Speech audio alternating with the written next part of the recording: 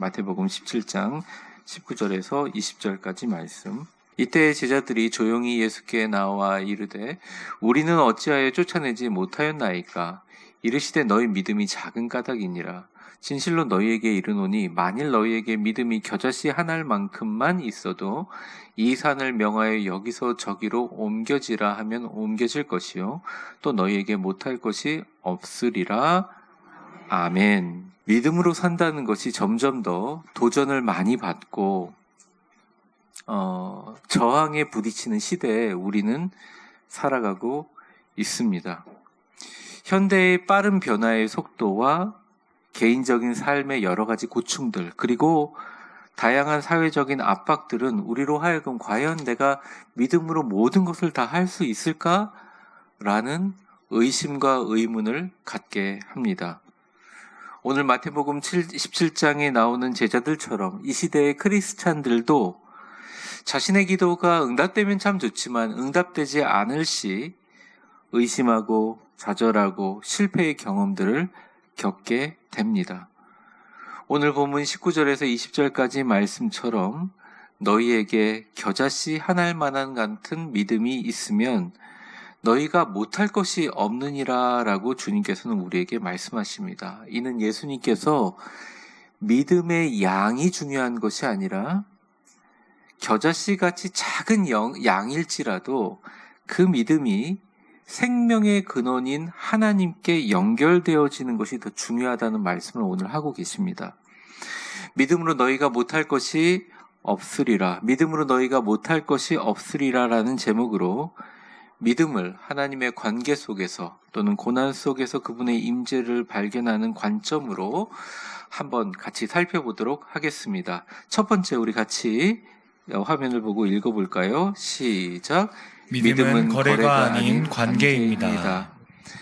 본문은 제자들이 귀신을 쫓아내지 못했을 때 주님께 와서 묻습니다. 왜 내가 귀신을 쫓아내지 못했느냐고 묻자 예수님은 그들에게 그들의 믿음이 적기 때문이라고 이야기하십니다. 여기서 적은 믿음이라는 뜻의 헬라어 올리고 피스토스라는 단어는 잘못된 믿음이나 약한 믿음을 가리킵니다. 제자들이 능력을 행하면서 과거의 경험에 의지할 수 있을 수도 있고 또 자신의 힘에 의지했을 수도 있습니다. 하지만 제자들에게 보여주는 이러한 자신의 능력을 행하지 못한 결과적인 내용들이 믿음이라는 것에 대해서 다시 한번 의심하게 만들었다는 거예요. 우리도 마찬가지죠. 어떤 것은 그렇게 열심히 기도하지 않았는데 갑자기 이루어져서 하나님을 찬양할 수밖에 없는 상황인데요. 우리가 정말 신앙생활 동안 많이 배우고 깨달은 정말 진심과 정성을 다해서 기도하고 나의 믿음을 사용해서 하나님 앞에 아뢰었는데 결과가 좋지 않을 때가 분명히 우리의 삶에도 있다는 것입니다. 제자들에게 주님께서는 가르쳐 주시기를 원했다는 거예요. 믿음은 결과를 통제하는 기술이 아니라 하나님 그분에 대한 관계적인 신뢰라는 것이죠. 그것은 제자나 우리가 만들어내는 믿음의 양이 얼마나 크느냐의 문제가 아니라 오히려 우리가 하나님의 성품과 그의 약속을 얼마나 어린아이처럼 순수하게 신뢰하느냐의 그분과의 관계의 문제라는 것입니다. 어떤 분들은 이런 얘기를 해요. 기도를 열심히 했는데 안 이루어주시고 기도를 쉬었더니 이루어주신다. 이거 뭡니까? 저한테 이렇게 얘기하시는 경우가 있거든요. 참 웃긴 얘기일 수도 있지만 기도를 하면서 아등바등 매달릴 때 오히려 하나님이 이루어주실까 안 이루어주실까 전전긍긍할 때가 아니라 기도해보니 잘 안 되네. 그냥 하나님께 맡기자. 그리고 툭 내려놨는데 하나님이 그냥 이루어주시는 경우를 많이 경험했을 것입니다. 내가 몸이 아프거나 어떤 중요한 제한이 있는 날짜에 최선을 다해서 달려들었을 때는 안 이루어주시는데 오히려 마음을 툭 놓고 그냥 주님 알아서 하세요 이랬는데 그냥 진짜 알아서 잘해주시는 경우를 보고 깜짝 놀라는 경우를 많이 경험합니다.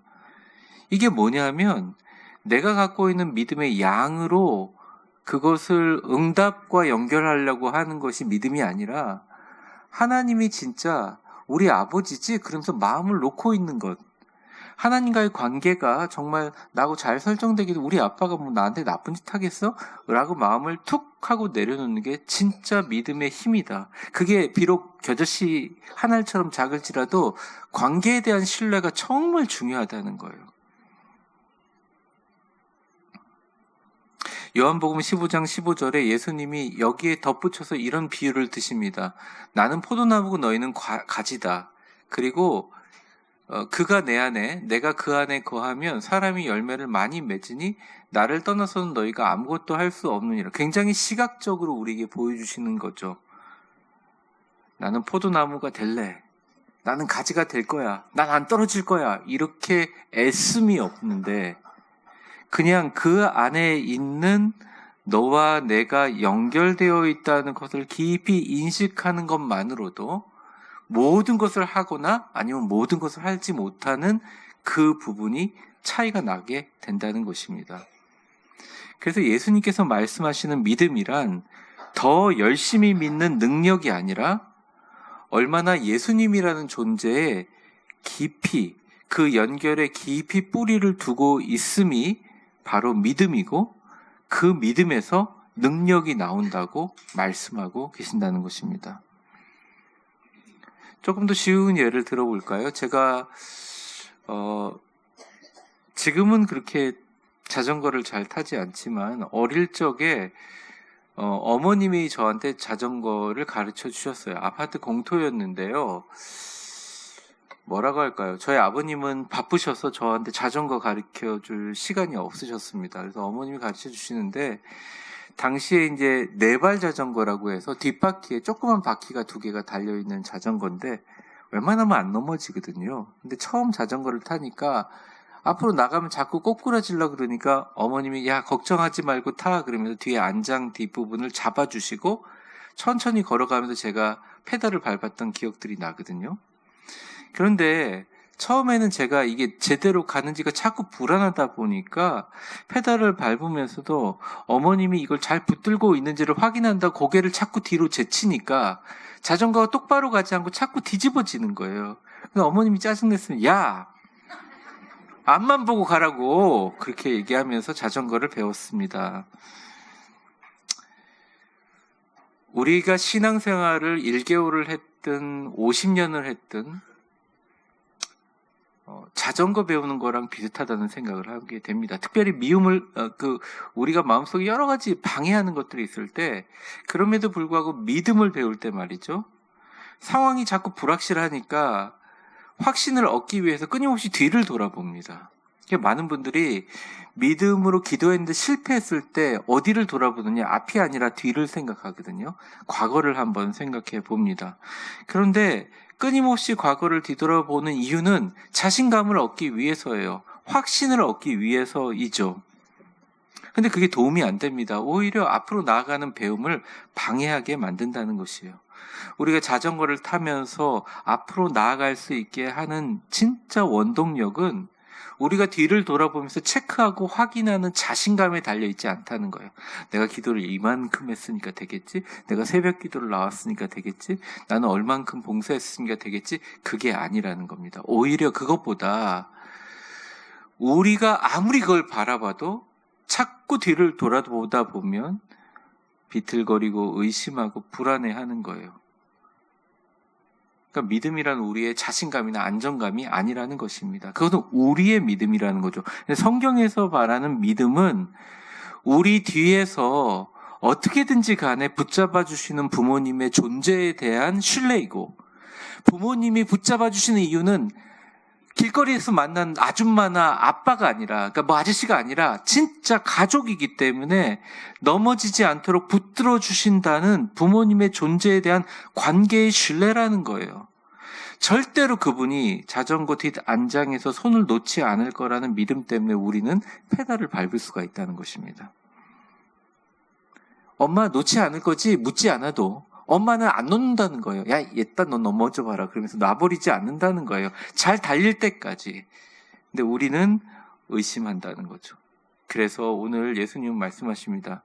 겨자씨만 하든지 산만 하든지 믿음의 크기가 중요한 것이 아니라 믿음의 본질 가운데 너희가 진짜 믿고 있는 것이 너희가 얼만큼 믿고 있느냐냐, 아니면 너희가 믿고 있는 것이 진짜로 내가 너의 아버지라고 믿고 있는 거냐. 그 관계에 대한 신뢰라는 것입니다. 내가 얼마나 제대로 많이 믿고 있느냐보다 우리가 신뢰하는 분, 바로 나의 아버지와 깊고 신뢰적인 관계를 통해서 우리는 때로 그분은 산을 움직일 수도 있고 그분은 우주를 변화시킬 수 있는 역사하심을 믿고 산이 움직일 수 있다는 것입니다. 성경의 많은 부분은 그에 대한 내용을 이렇게 풀이하고 있습니다. 시편 37편 5절에 바울은 이렇게 이야기합니다. 같이 읽어볼까요? 시작. 내 길을 여호와께 맡기라. 그를 의지하면 그가 이루시고, 또한 솔로몬은 우리에게 이렇게 가르쳐 줍니다. 잠언 3장 5절에서 6절까지입니다. 시작. 너는 마음을 다하여 여호와를 신뢰하고 내 명철을 의지하지 말라. 너는 범사에 그를 인정하라. 그리하면 내 길을 지도하시리라. 네. 맡기라는 말은 완전히 맡기라는 말이고, 신뢰하라는 말은 완전히 신뢰하는 말이고, 내가 갖고 있는 모든 것들을 주님 앞에 내려놓으라는 말입니다. 그러므로 믿음은 성공을 위한 공식이 아니라 하나님의 계획과 타이밍에 대해서 그렇지 않음에도 불구하고 깊은 신뢰를 가지는 것을 상기해 주고 있습니다. 현대를 살아가면서 특히 자립과 개인의 성취를 중시하는 이 사회에서는 신앙을 하나님과 나와의 거래 관계로 접근하기가 쉽습니다. 내가 이것을 하면 하나님께서 저것을 하실 것입니다 라는 식으로 우리의 믿음도 마치 사람과 거래와 관계하는 것처럼 하나님이 이걸 해주셨으니까 나는 잘 봉사하고 하나님이 이걸 해주시면 내가 교회를 위해서 뼈가 부러져서 일하겠습니다. 하지만 하나님이 이걸 안 해주시면 안 돼요 라고 하면서 우리가 기도하면서 거래하는 것처럼 보이는 거죠. 그런데 오늘 본문은 우리에게 얘기하십니다. 참된 믿음은 우리가 우리의 모든 삶의 통제권을 잠깐 내려놓고 하나님의 지혜가 우리가 세상을 보는 모든 삶의 이해보다 뛰어나다는 것을 그저 인정하는 것입니다. 뒤에서 나를 넘어지지 않게 붙들어 주시는 어머니의 손에 있기 때문에, 아버지와 부모님의 손에 있기 때문에 그 부모와의 관계를 믿기에 붙잡아 주기만 하면 절대 넘어지지 않다는 마음으로 페달을 밟는 그 행동이 바로 믿음이라는 것이에요. 저희 딸이 어릴 적부터 이제 제가 퇴근을 하면 계단 위에서 아빠 나 잡아봐라 그러면서 붕 몸을 날린 적이 있거든요. 그러면 뭐 지금 딸이 뛰면 제가 받지 못하겠죠. 제가 무거워서 못 받을 것 같은데 당시에는 어리니까 저희 딸이 뛰면 그냥 안았습니다. 딸도 아빠가 받아줄 줄 알고 뛴 거지 아빠가 메롱 그러고 놓아버릴 줄 알고 뛰겠습니까? 딸도 엄청난 신뢰 가운데 뛰는 거죠. 근데 아들이 뛸 때는 그냥 받아주면 안 될 것 같은 생각이 드는 거예요. 전 진짜 아버님한테 엄하게 컸고 그래서 아들이 뛰면 받아는 주는데 조금 바닥에 약간 탁 다리가 닿을 정도도 무당탕하면서 받아줍니다. 일부러 연약해지지 않기 위해서. 물론 저의 지도 방법이 돌아보고 나니까 그렇게 좋았다고 생각은 들지 않습니다. 제가 제대로 폭 안아서 받았던 아니면 덜컥거리면서 받았던 그 아이들이 부모님이 받아줄 거다 안 받아줄 거다 어떤 불안을 갖고 뛰었던 부모님과 자녀의 관계는 그런 것입니다. 우리는 자립해야 된다. 우리가 성취해야 된다. 우리가 해나가야 된다. 굉장히 좋은 말 같잖아요. 그런데 진짜 믿음을 경험한 사람들은 그 모든 어지러운 어떠한 결단과 고백보다도 하나님이 내 아버지지. 그럼 뭐 내가 뭘 걱정하고 있어. 그냥 툭 내려놓고 그럼 내가 뭘 해야 되지?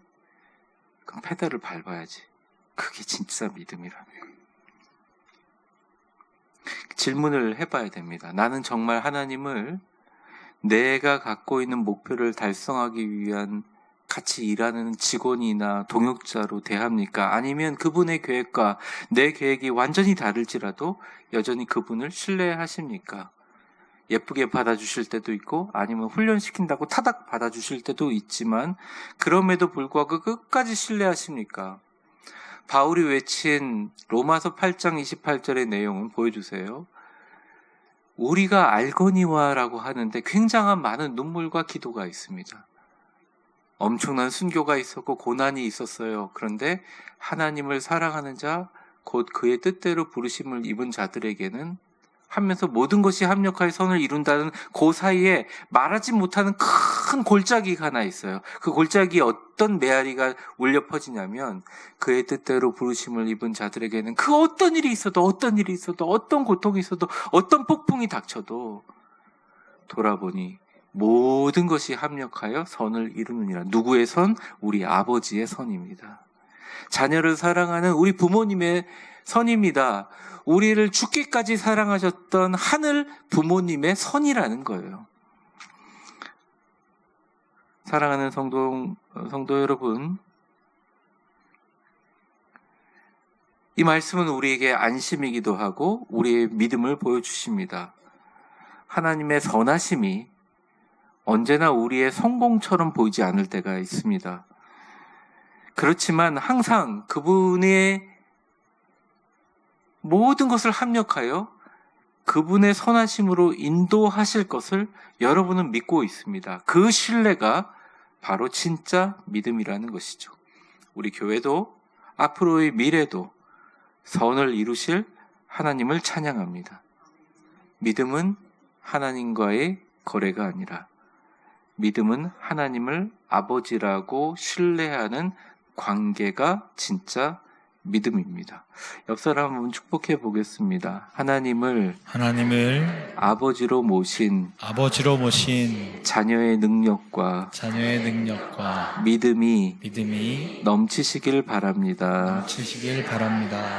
두 번째입니다. 우리 화면을 보고 같이 한번 읽어볼까요? 시작. 믿음은 고난 속에서 하나님의 임재와 능력을 발견하는 렌즈입니다. 교회를 다니시는 분들 중에서 초신자들 또 신앙이 깊게 뿌리내리지 못하는 분들 가운데 이런 분들이 계십니다. 또 그런 얘기들을 제가 불신자들에게도 많이 듭니다. 믿고서 아무것도 안 하면 다야? 믿음 있으면 고난이 없다고? 말도 안 되는 소리. 믿는 사람들도 고난 많이 당하던데. 때때로 그런 얘기를 들을 때마다 우리 크리스찬들이 참 힘들고 어렵습니다. 성경은 우리에게 분명히 얘기합니다. 믿음은 고통을 피하는 수단으로 주어진 것이 아닙니다. 오히려 믿음으로 우리는 고통 안에서 하나님의 임재와 능력을 발견할 수 있습니다. 오늘 제자들에게 믿음이 있다면 너희 삶이 정말 쉽고 아무런 고통이 없을 거라고 약속하지 않습니다. 대신 하나님의 능력을 신뢰하는 사람에게는 비록 그 믿음이 겨자씨 만할지라도 그 시련 속에서 하나님을 신뢰하는 믿음이 있다면 불가능할 것이 없다고 말씀하시고 약속하십니다. 고린도후서 12장 9절 말씀은 이런 말씀입니다. 나에게 이르시되 내 은혜가 내게 족하도다. 이는 내 능력이 약한 데서 온전하여 짐이라 하신지라. 그러므로 도리어 크게 기뻐함으로 나의 여러 약한 것들에 대해서 자랑하리니 이는 그리스도의 능력이 내게 머물게 하려 함이라. 이렇게 얘기하십니다. 바울이 이전에 서사가 있어요. 바울은 너무 몸이 아팠거든요. 오랜 옥살이와 또 그가 가지고 있는 지병 때문에 훨씬 더 그가 가지고 있는 열정에 따라 전도하지 못했습니다. 상황들이 좋지 않았어요. 그리고 여러분들이 다 알려진 바와 같이 역사적 기록에 그는 간질이 있었습니다. 지금도 간질을 가지고 있는 분들은 사회생활을 일반적으로 하기가 어렵습니다. 여러분, 왜 누가가, 또 왜 마가 요한이, 또 왜 주변에 로마서에 적힌 16장에 적힌 많은 사람들이 바울 주변에 계속 도와주는 줄 아세요? 좋게 얘기하면, 그냥 쉽게 얘기하면, 제가 이렇게 얘기하면 자꾸 쓰러져서 그렇습니다. 자꾸 무너져서 그래요. 그래서 그는 이거를 사단의 가시라고 불렀거든요. 하나님 나한테 이렇게 약하게 해주시지 않으면 내가 더 많은 일을 할 수 있고 더 놀라운 일을 할 수 있는데 왜 이게 저한테 떠나지 않습니까? 라고 기도하고 나서 받은 응답입니다.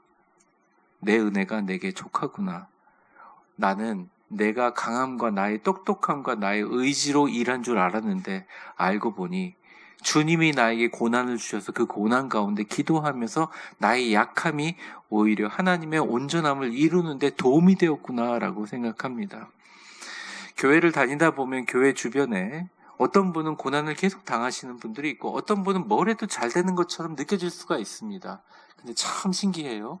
사람들은 겉으로 보이는 모습을 사람들을 판단할 수가 없어요. 그분의 어떤 마음을 가진지 우리가 함부로 판단하는 건 되게 조심해야 됩니다.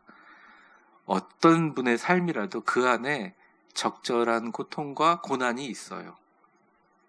제가 드리고자 하는 말씀은 우리에게 고난이 있을 때 그 고난을 완벽하게 사라져 버리게 만들어 하는 마법의 지팡이를 신뢰하는 데서 믿음이 나오는 것이 아니라 오히려 육체의 가시가 사라지지 않고 고난이 사라지지 않는데 그 속에서 기도하며 몸부림치며 하나님의 능력과 온전함을 발견하는 그 행위가 믿음이고 그 믿음이 가지는 위대함이라는 거예요.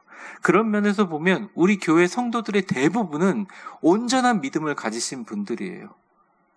어떤 분들은 이런 말씀을 하십니다. 목사님 그렇게 기도하시는데 많이 복받지 못하고 기도 응답이 되지 못해서 죄송합니다. 아니 죄송할 일이 아니라 하나님 보시기에 그런 상황에서도 교회를 다니며 믿음을 지켰던 여러분들이 자랑스러운 거예요. 그리고 그 상황을 지키고 이 자리에 나오게 하신 여러분의 모든 과정이 진짜 찐 믿음이라는 것입니다. 그게 바로 믿음이 가지고 있는 위대한 속성이라는 거예요. 아프고 쓰러지고 넘어지고 포기하고 싶지만 오히려 그 고난 속에서 빛나는 위대함, 그 고난 속에서 하나님만 붙들려고 하는 의지, 그게 진짜 하나님이 기뻐하시는 믿음이라는 거예요.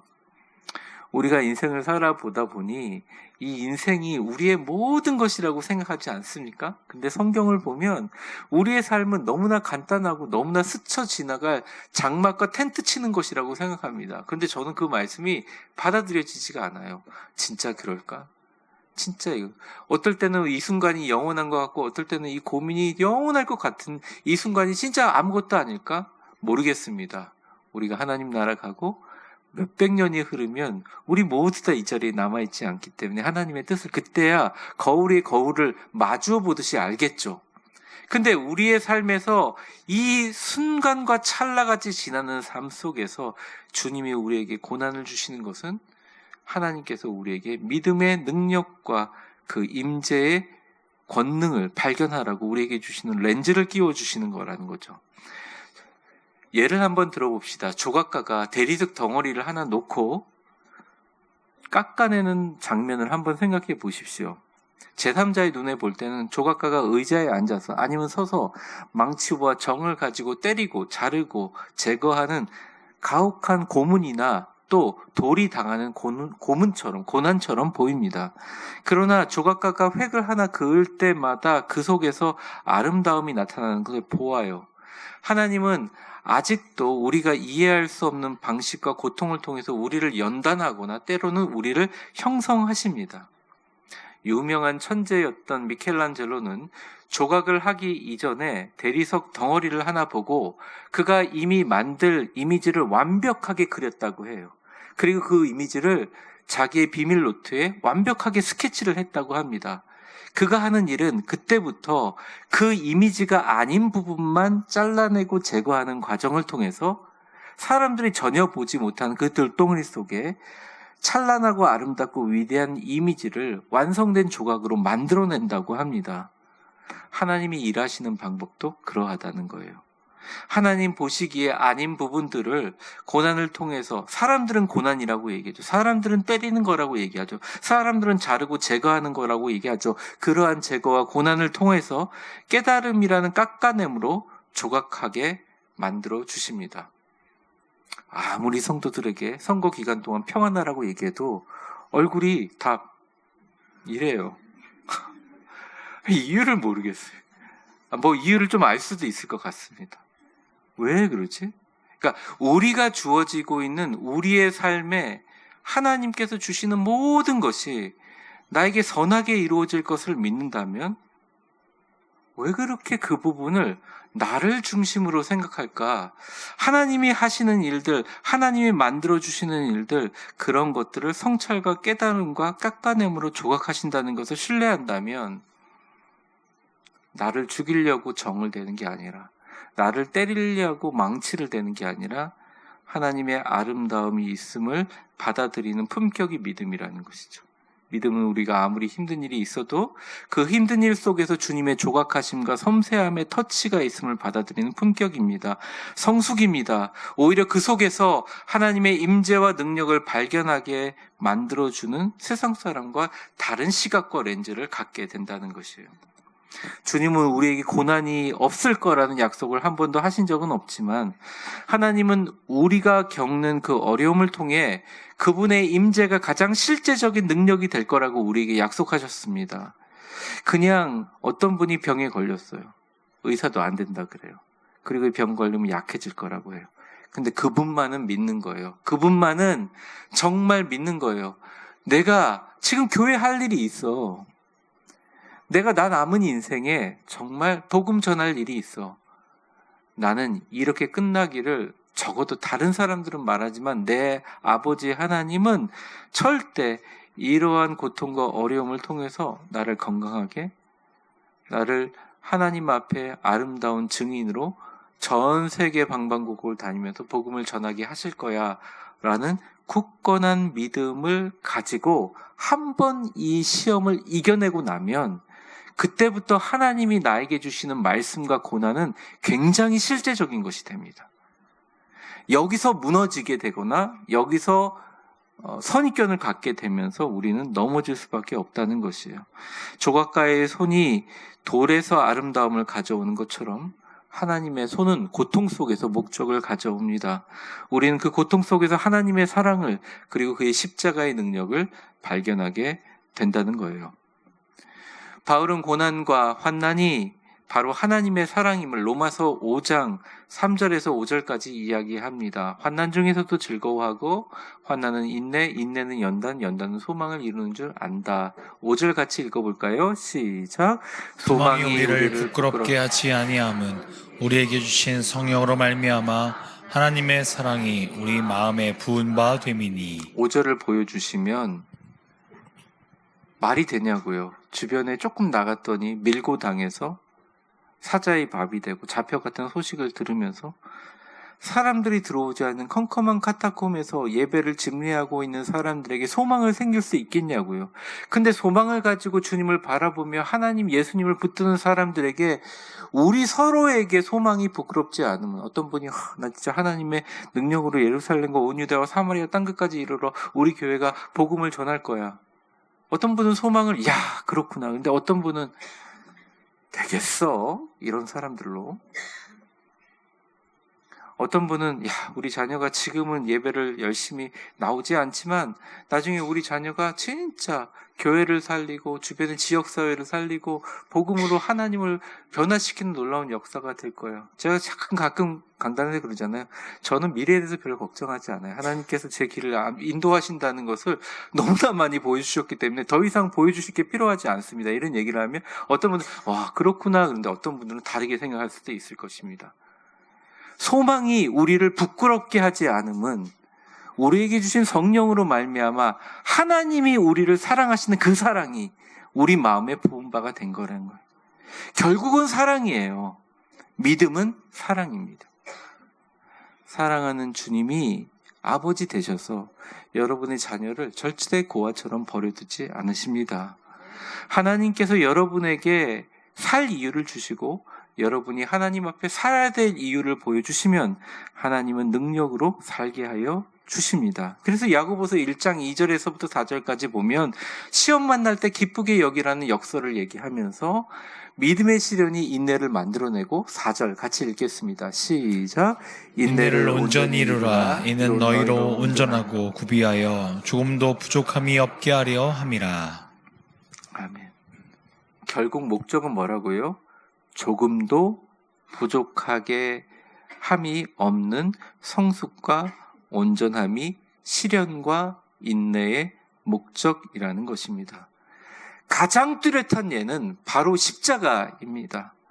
예수님은 가장 큰 고난을 당하셨고 죽기까지 참으시고 인내하셨지만 그것을 통해 가장 큰 승리를, 우리의 구원을 이루어 주셨습니다. 십자가는 우리에게 드러난 하나님의 능력과 지혜와 위대함입니다. 주님은 끝까지 모든 것이 무너지는 상황 가운데 하나님을 진짜 믿고 견뎌내서 위대한 구원의 역사를 이루어가고 있습니다. 현재 앞으로 올 시대에 대해서, 앞으로의 미래에 대해서 규정하는 세 가지 단어가 있습니다. 그것은 바로 편안함, 성공, 안전입니다. 좀 더 집중적으로 얘기하면 성취, 자립, 즉각적인 만족입니다. 이게 잘 사는 표징이라고 믿도록 우리에게는 길들여져 있습니다. 하지만 진정한 성경의 성공은 하나님이 우리를 사랑하시기 위해 우리에게 하시는 모든 일에 대하여 진짜 믿음으로 받아들이고 그 믿음 안에 흔들리지 않는 굳건한 삶이 진정한 믿음이라고, 진정한 성공이라고 우리에게 이야기하십니다. 고난을 통해서 그의 능력과 위대함을 보여주시고 우리로 하여금 더 강하게 만들어 주십니다. 더 당당하게 만들어 주십니다. 더 눈을 밝혀 우리를 위해서 일하시는 성령님을 보게 하십니다. 여러분들은 일시적인 일에 위로를 구하는 약한 믿음으로 계속 죽을 때까지 사시겠습니까? 아니면 하나님이 지금부터 내게 주시는 어려움을 통해 우리의 믿음을 더 단련시키도록 여러분 자신을 믿음의 강가에 허락하시겠습니까? 또 허락하는 것, 그리고 진심으로 고난 가운데 하나님의 도움을 기대하며 진짜 믿음으로 사시겠습니까? 그거에 대한 선택은 여러분에게 달려 있습니다.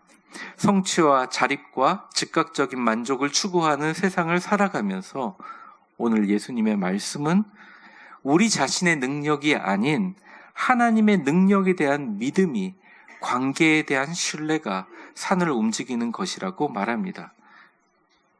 믿음은 고통을 피하거나 결과를 통제하는 것이 아니라 우리가 방법을 전혀 알 수 없을 때에도 그때도 여전히 하나님이 일하고 계신다는 것을 신뢰하는 것입니다.